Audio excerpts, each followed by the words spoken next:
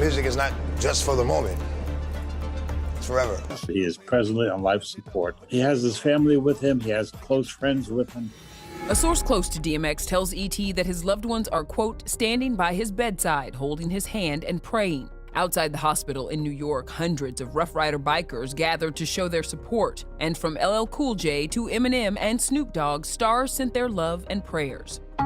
So what happened? We're told the 50-year-old, whose real name is Earl Simmons, was rushed to the hospital after suffering a heart attack on Friday. Quote, they tried to revive him twice in the house, and they revived him again in the hospital. We've also learned that DMX suffered from COVID-19 and recently had a relapse with substance abuse. Do you have a drug problem now? I will always have a drug problem. Just because you stop getting high doesn't mean that you don't have the problem, because it's a constant fight every day.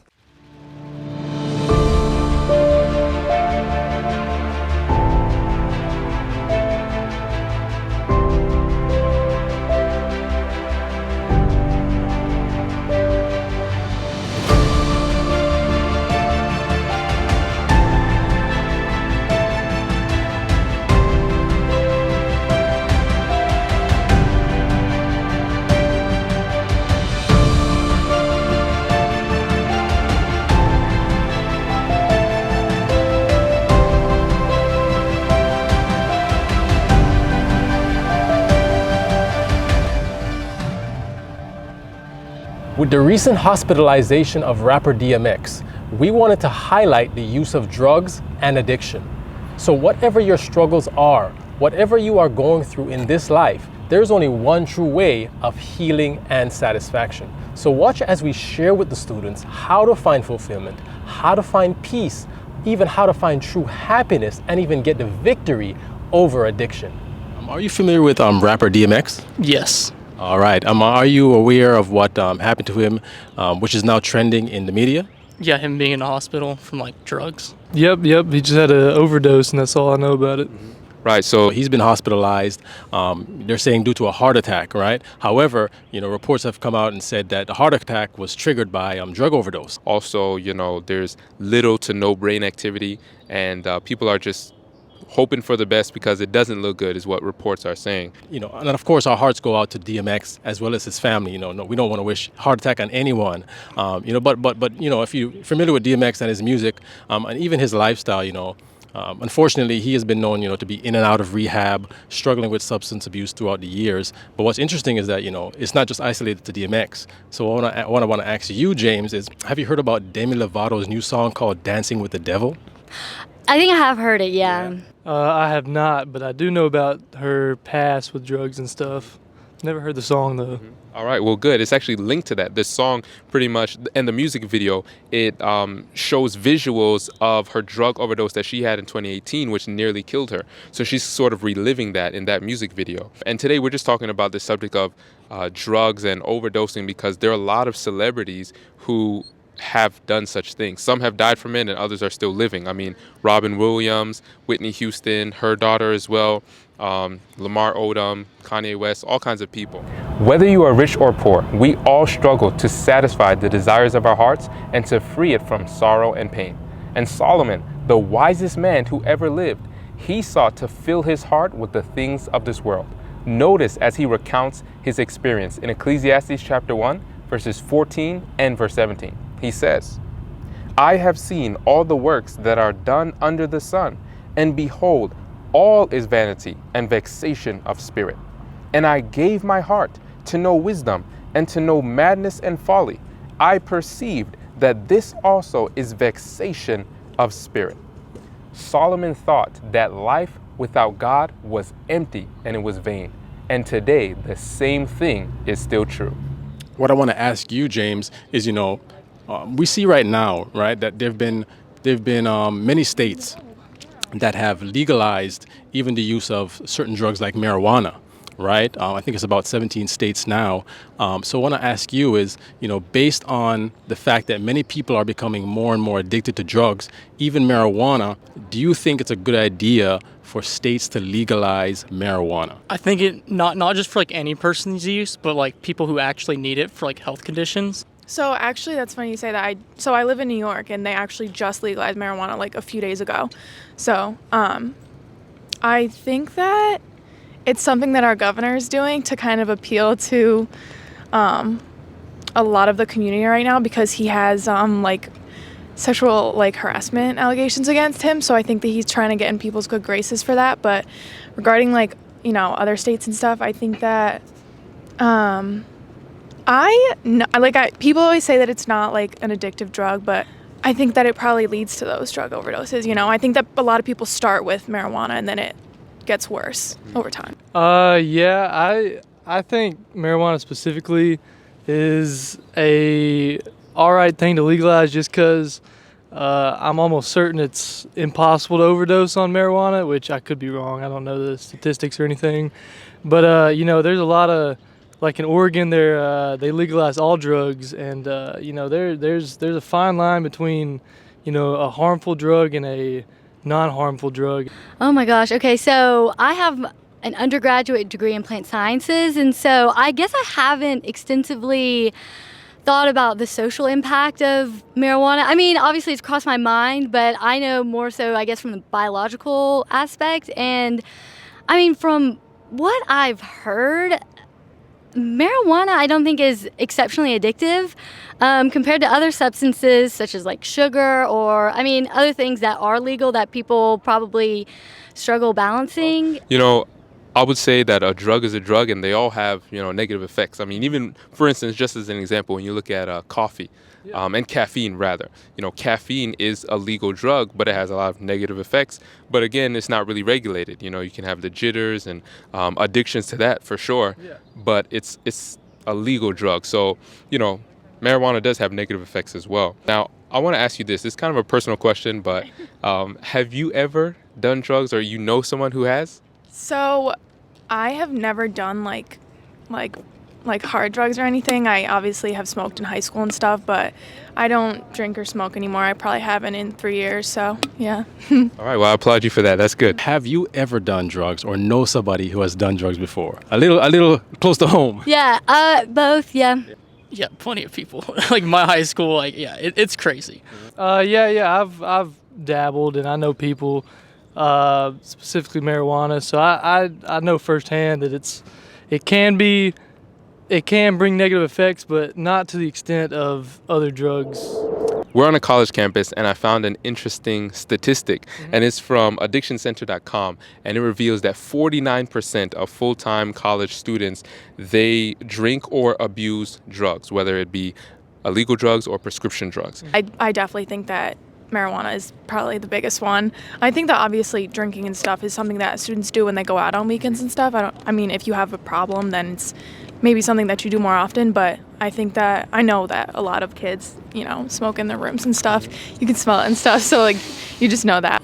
I want to list you the top 5 in which they listed. Number 1 was alcohol. Number 2 was marijuana. Number 3 was prescription pills. And number 4 was ecstasy. And number 5 was cocaine. Have you seen that being here on a college campus?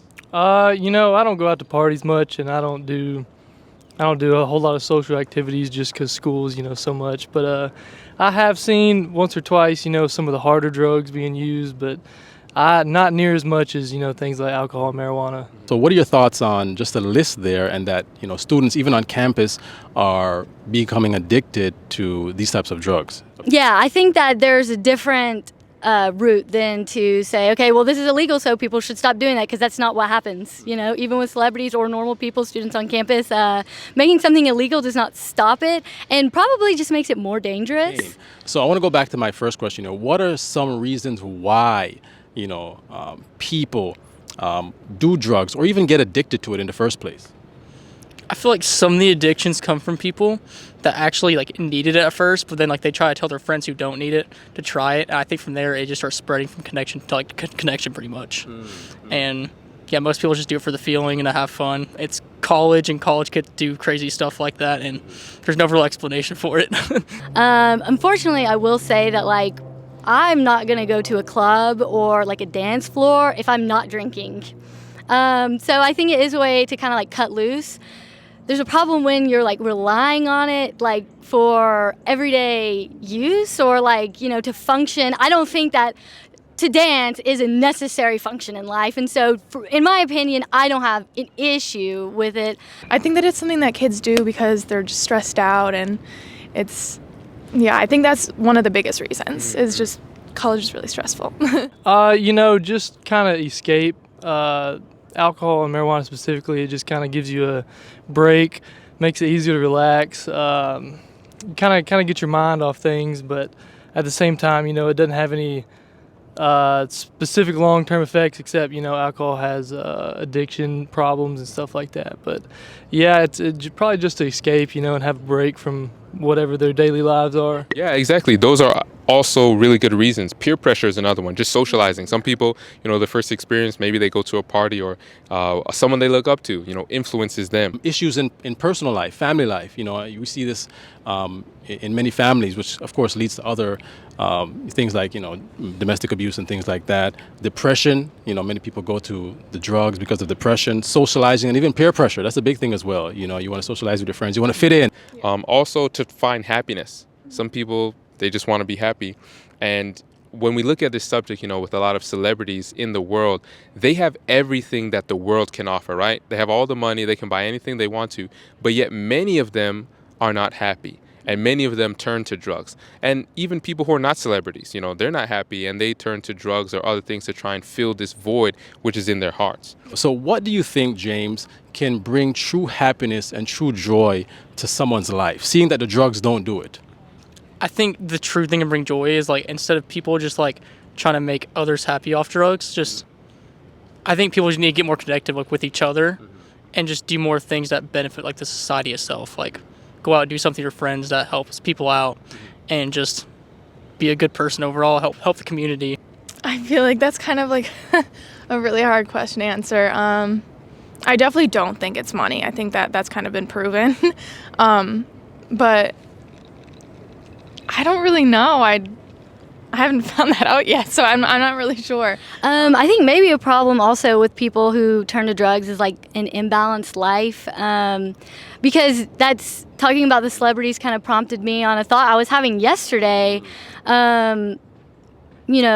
Success really does come at a price, and people will say success, you have to sacrifice so much in order to be the best of the best. And a lot of, I grew up playing sports, and a lot of coaches will say you have to be willing to give up everything to be the best, all your time, your social life and all that kind of stuff. And it's that's actually not healthy. And I think what brings true happiness is a holistic, balanced life where you have like time with your family, you have alone time, you are not in this like super crazy, unnatural kind of bubble of like, you know, as a celebrity, you can't just like walk down the street like normal. And so I think that you get put in this crazy mindset and you turn to something that, first off, you can access easily as a celebrity with your money and connections.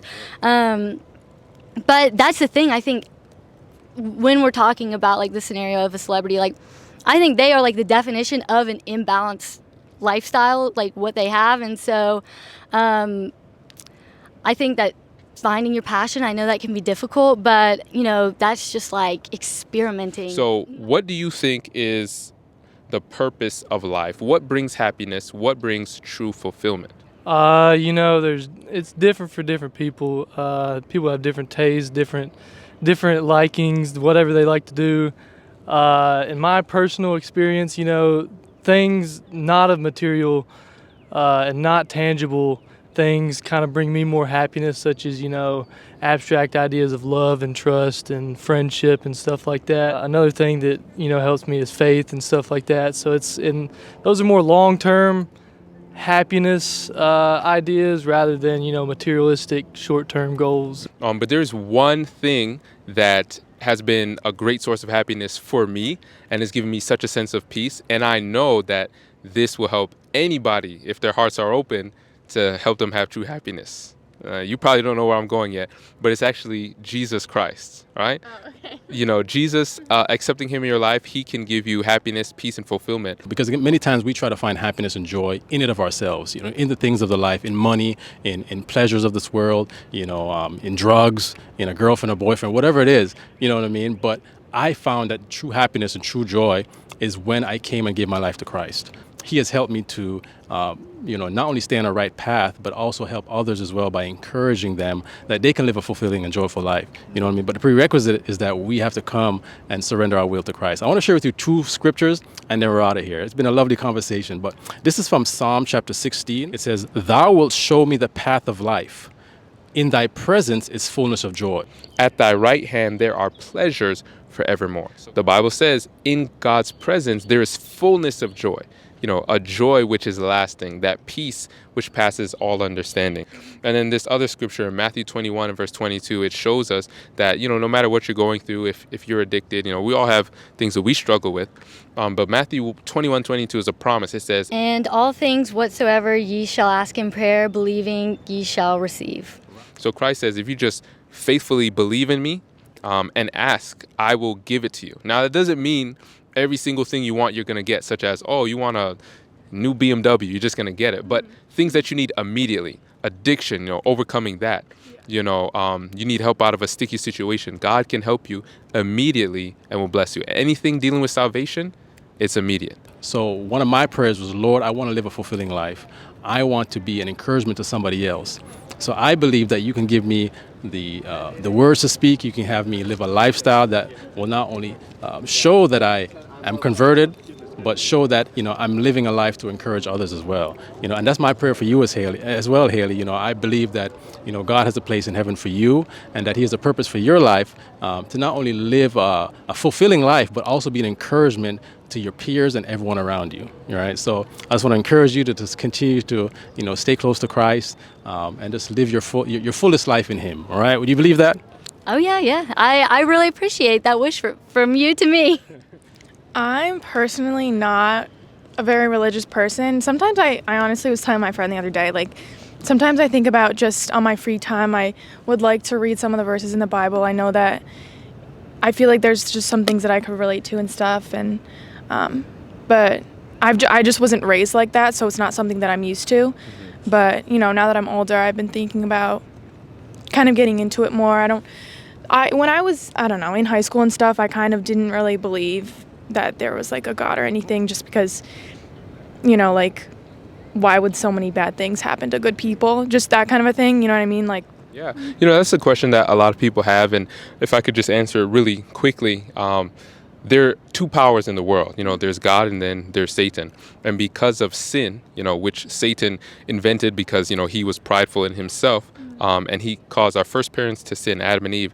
Now sin is in the world, and so God has given all of us the power of choice. So we have to choose right and wrong. But even when we choose God, it doesn't mean that all of our problems go away. It just means that we know how to get through them because He can give us the peace. Because Satan, his ultimate goal is to send circumstances our way, take away things that we need, finances, put us in difficult situations so that we will curse God. But God says, well, if you have faith in me, I will bless you abundantly. And now, even though we're going to go through trials here in this life, whether you accept Christ or not, when you accept Christ, though, and you go through those trials, you will, by His grace, receive the eternal reward of heaven, and then there will be no more bad things happening to good people. Yes. All right. Well, I thank you for this interview, and I want to leave you with this gift. This is some literature in there, but there's a book in there which I think is really going to help you. It's called Finding the Path to Peace, and it's practical. It shows you how to draw closer to God, teaches you how to pray, how to confess your sins, just the ABCs of religion. I think you would really enjoy it. Nice, thank you. All right, well, thank you so much. Have a great day, Lauren. Thank you so much. Have a great day. Thank you, man. Appreciate it. All right, wonderful. I also want to leave with you a gift here, just to thank you for taking the time out to interview with us. There's some books in there, literature, that has been a blessing for us, and prayerfully it's a blessing for you as well. So any last comments for us? No, thank you so much. All right, wonderful. Thank you so much, Haley. Friends, we want to encourage you to stay encouraged in the Lord. And don't forget the 3 practical steps to be found more in prayer, petitioning God's throne room. Also, associate yourself with individuals who are like-minded, who are also going to encourage you to draw closer to Jesus Christ. And don't forget to claim the promises of God daily, that when those temptations come, you can meet it. You can meet those temptations with a "Thus saith the Lord." So thank you for watching this video. Don't forget to like, subscribe. In the comment section, continue this conversation. Share with us how God has given you the victory if you've ever had an addiction. Share with us those promises of God that others may be encouraged as well. So thank you for watching. God bless, and we'll see you next time. Prophesy, P-R-O-P-H-E-S-Y. E-S-Y? Again, A-G-A-I-N. One word. Okay. Sorry. TV.